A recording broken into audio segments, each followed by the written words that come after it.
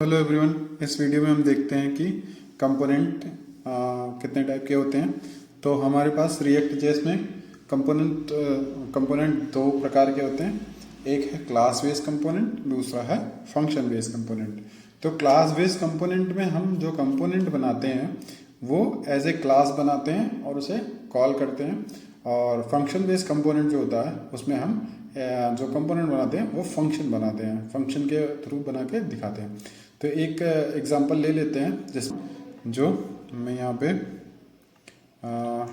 Class base component देता हूँ। Component, ठीक है। कंपोनेंट, जब भी आप फाइल बनाओगे, कोई कंपोनेंट बनाओगे तो उसका पहला लेटर कैपिटल से रखना और उसके बाद जेएसएक्स लिख सकते हो। जेएसएक्स क्योंकि हमारा ये फाइल जेएसएक्स है, इसलिए हमें जेएसएक्स लिखना पड़ेगा। अगर मेरा टाइप स्क्रिप्ट कन्फिगर होगा तो यहाँ पे TSX भी चल जाएगा। तो मैं जेएसएक्स बना लेता हूँ। जेएसएक्स बन गया मेरा क्लास बेस्ड कंपोनेंट और मैंने यहाँ पे अपना कंपोनेंट पेस्ट कर दिया। Let me show you. इस कंपोनेंट में मैंने ट्राई करा है कि मैं लाइफ साइकिल भी आपको बताऊं कि लाइफ साइकिल क्या होता है। Let me change this one name, class based कंपो, मैंने स्पेलिंग गलत लिख दी कंपोनेंट, पर कोई नहीं, मैंने यहाँ पे सही कर दिया, ठीक है। कंपोनेंट लिख देंगे और यहाँ पे इसको एक्सपोर्ट कर देंगे। जब भी आप कोई क्लास बेस्ड कंपोनेंट बनाओगे या फंक्शनल बेस्ड कंपोनेंट बनाओगे तो उसको एक्सपोर्ट करने की ज़रूरत पड़ेगी।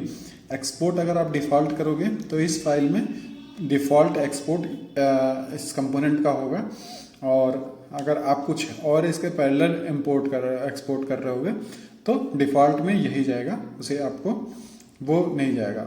अगर इसको कॉलिंग मेथड भी होती है, जब हम इसको कॉल करेंगे तो एक बार जैसे सपोज करो, अब डिफ़ॉल्ट एक्सपोर्ट कर दिया है मैंने, तो यहाँ पे डायरेक्ट मैं जब एक्सपोर्ट करूँगा तो यहाँ पे फाइल नेम दूंगा और वो एक्सपोर्ट हो जाएगा, ठीक है। तो डिफ़ॉल्ट में वो इंपोर्ट होके आ जाएगा, इंपोर्ट कंपोनेंट, ठीक है, class base component from component, ठीक है। ये आ गया यहाँ पे, तो ये डिफ़ॉल्ट में आ जाएगा। अब मैं इसको एक बार यहाँ पे अपने JSX के टाइप में लिख के देख लेता हूँ कि ये क्या रिटर्न करता है, ठीक है। देख लेते हैं यहाँ पे क्या करा मैंने क्लास बेस कंपोनेंट बनाया और क्लास बेस कंपोनेंट को यहाँ पे इंपोर्ट करा, इंपोर्ट करके यहाँ पे कॉल कर लिया, यूज़ कर लिया, ठीक है।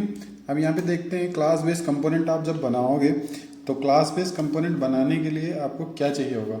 क्लास बेस कंपोनेंट बनाने के लिए आपको एक कंपोनेंट इंपोर्ट करना पड़ेगा। कहाँ से? रिएक्ट से, ठीक है। कंपोनेंट रिएक्ट हो रहा है। अब ये देखो आपके करली ब्रैकेट में इंपोर्ट हो रहा है।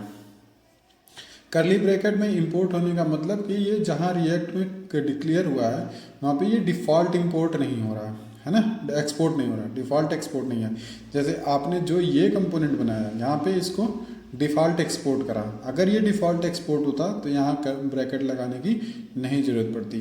अब कंपोनेंट का मतलब कंपोनेंट वहाँ पे एक फंक्शन डिक्लेयर हुआ होगा और जो डिफ़ॉल्ट एक्सपोर्ट नहीं हो रहा है, इसलिए आपको ये ब्रैकेट में, करली ब्रैकेट में इंपोर्ट करना पड़ रहा है।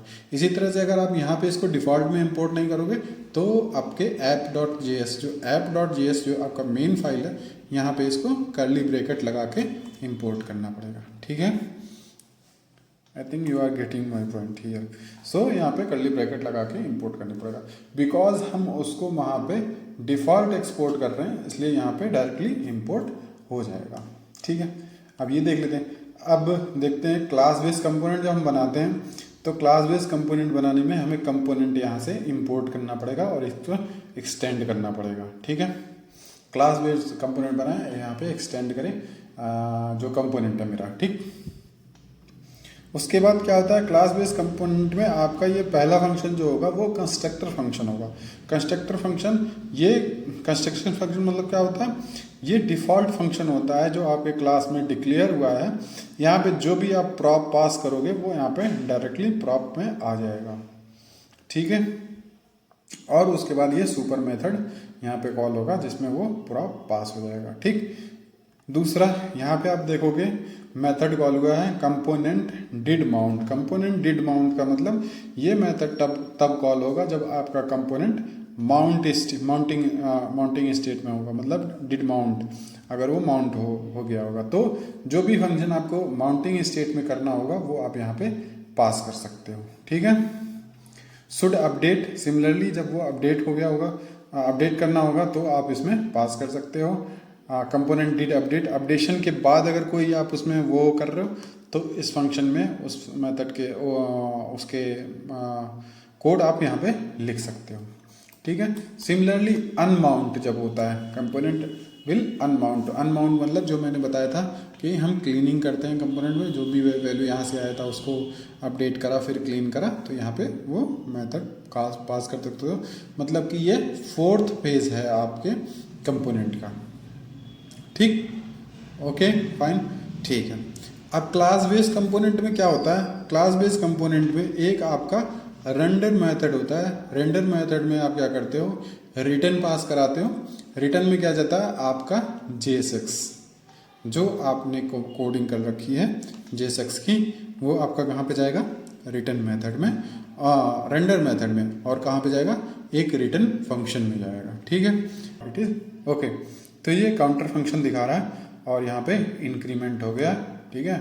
अब जैसे कि एक बार और लोड करता हूँ मैं इसे, अब ये देखो, अब ये पूरा कंपोनेंट आपका डिड माउंट में है। डिड मतलब इनिशियलाइजेशन और इनिशियलाइजेशन फेज में है, माउंटिंग फेज में है।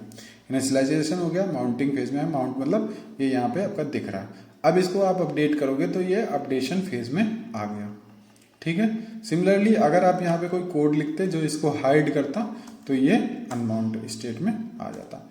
हाइड स्टेट में भी दिखा देता हूँ कैसे हाइड स्टेट में जाएगा। सपोज करो अब ये कंपोनेंट पूरा मेरा, यहाँ पे आपने क्लास बेस्ड कंपोनेंट बनाया था और इसको यहाँ पे दिखा रहे थे। एक वेरिएबल में ये दिखा देता हूँ, क्या कहते हैं, मैं इसको कंडीशनल रेंडरिंग फ़िलहाल के लिए कर देता हूँ। जावा स्क्रिप्ट वैल्यू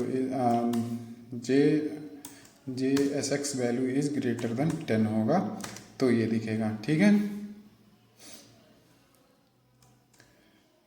बट आप JSX वैल्यू सेट कैसे करोगे, ठीक है, तो JSX वैल्यू सेट भी तो करना पड़ेगा, है ना। तो JSX वैल्यू सेट करना पड़ेगा। Let me show that. अब उसके लिए JSX वैल्यू है, ये कॉन्स्ट वैल्यू सेट नहीं होगा, रेंडर नहीं होगा। तो रेंडर के लिए मैं क्या करता हूँ, फ़िलहाल के लिए मैं आपको दिखा देता हूँ। एक इंपोर्ट करके, इंपोर्ट क्या करूँगा, यूज़ स्टेट यूज कर लेता हूँ। यूज़ स्टेट एक हुक होता है, हम इसको डिस्कस करेंगे। और यूज़ स्टेट में एक फंक्शन दे देता हूँ कांस्ट, ठीक है, JSX वैल्यू, ठीक है, JSX वैल्यू और सेट JSX वैल्यू, ठीक। और इसको मैं कर देता हूँ यूज़ स्टेट, ठीक, यूज़ स्टेट में 10 कर देता हूँ, ठीक। और यहाँ पे एक बटन लगा देता हूँ BUTTN बटन, और इसके ऑन क्लिक पे क्या करूँगा, इसको इंक्रीमेंट कर दूँगा। क्या करूँगा, यहाँ पे इंक्रीमेंट कर दूँगा। क्या करूँगा, यहाँ पे इंक्रीमेंट कर दूँगा। सेट JSX वैल्यू क्या होगा, JSX value pre equal to pre plus 1, ठीक है। उसकी वैल्यू एक इंक्रीमेंट हो जाएगी। JSX अपडेट, इसको क्या नाम दे दिया, JSX अपडेट बटन को नाम दे दिया, बटन हो गया, ठीक है। एक बार यहाँ पे क्यों आ रहा है, ओके, ये मुझे क्लोजिंग ब्रैकेट आगे लगाना पड़ेगा, ठीक है। अब ये सेव हो गया। तो यहाँ पे मैंने क्या करा, एक JSX वैल्यू ले लिया, एक यूज स्टेट हुक लिया। यूज स्टेट हुक मेरा क्या करता है, एक स्टेट वेरिएबल स्टोर करता है और ये स्टेट वेरिएबल के थ्रू मैंने इसके वैल्यू को अपडेट करा। अगर ये 10 से ज़्यादा होगा तो मेरा ये क्लास बेस कंपोनेंट दिखेगा, नहीं तो क्लास बेस कंपोनेंट नहीं दिखेगा। और हमको इसे डीमाउंट स्टेट दिखाना है ना, मैं डीमाउंट स्टेट दिखाता हूँ, तो मैं डीमाउंट स्टेट दिखाता हूँ और इसको इनिशियल में 15 वैल्यू कर देता हूँ, 12 कर देता हूँ। ठीक है, अब देखो इनिशियल में मेरा ये वैल्यू दिख रहा है। अगर मैं इस पर क्लिक करूँगा तो JSX वैल्यू काउंटर कम हो जाएगा, काउंटर कम होगा। अब ये तो काउंटर अपडेशन स्टेट में आया, मतलब कि ये मेरा JSX पूरा अपडेट हुआ और ये काउंटर अपडेट हुआ। तो जब काउंटर अपडेट हुआ तो ये पूरा JSX value component value update हुआ, तो मेरा कंपोनेंट माउंटिंग स्टेट और अपडेशन स्टेट में गया। बट अब मैं इसको क्या करूँगा, जब यहाँ पे ये वैल्यू कम करूँगा तो 12 से ये कम हो जाएगा, 11 हो जाएगा। मैंने कंडीशन लगा रखा कि अगर 10 से कम होगा तो ये कंपोनेंट नहीं दिखेगा। ठीक है, तो मेरा वो कंपोनेंट चला गया। अब वो कंपोनेंट जाने का मतलब वो कंपोनेंट अनमाउंट हो गया। तो इस तरह से मेरा 4th फेज भी कंप्लीट हुआ। ठीक है, जो मेरा कंपोनेंट था वो 4th फेज में। अब ये इनिशियलाइजेशन भी हो गया, अब यहाँ पे माउंट भी हो गया। अब मैंने इसको अपडेट करा तो ये मेरा कंपोनेंट अपडेशन स्टेट में भी चला गया। बट मैं जब इसको कम कर रहा हूँ तो ये मेरा कंपोनेंट अनमाउंट हो गया, मतलब यहाँ से हाइड हो गया। तो इस तरह से मेरा 4th फेज भी कंप्लीट होता है। और ये मेरा क्लास बेस कंपोनेंट था, मतलब कि मैंने जो कंपोनेंट बनाया था वो क्लास फंक्शन में बनाया था। ठीक है, अगर वैसे आज अब जो है क्लास बेस कंपोनेंट यूज़ नहीं होते हैं, फिर भी अगर आप किसी पुराने कोड बेस भी यूज़ कर रहे हो तो आपको क्लास बेस कंपोनेंट देखने को मिल सकता है। इसलिए क्लास बेस कंपोनेंट में जो मेजर की है वो आपको याद रखना है कि जब भी हम क्लास बेस कंपोनेंट बनाएंगे तो एक कंपोनेंट की को रिएक्ट से रेंडर करेंगे, इंपोर्ट करेंगे, उसको यहाँ पे एक्सटेंड करेंगे, कंस्ट्रक्टर फंक्शन बनाएंगे, सुपर की लगाएंगे और जो मेरे वैल्यू होते हैं वो इसको दिस डॉट स्टेट वैल्यू में डालेंगे। स्टेट मैनेजमेंट के लिए आपको जो अलग मेथड है, जो आपके मेथड है वो मेथड है component did mount, should update, component did update. ठीक है, कंपोनेंट विल अनमाउंट। चारों जो आपके फेज हैं वो इन फंक्शन से कवर हो जाते हैं। फाइनल जो मेरे पास मेथड है वो है रेंडर मेथड, जो कि एक रिटर्न फंक्शन लेता है जहाँ पे मैं अपना JSX रिटर्न करा सकता हूँ। ठीक है, तो ये मेरा था class base component. Thanks for watching.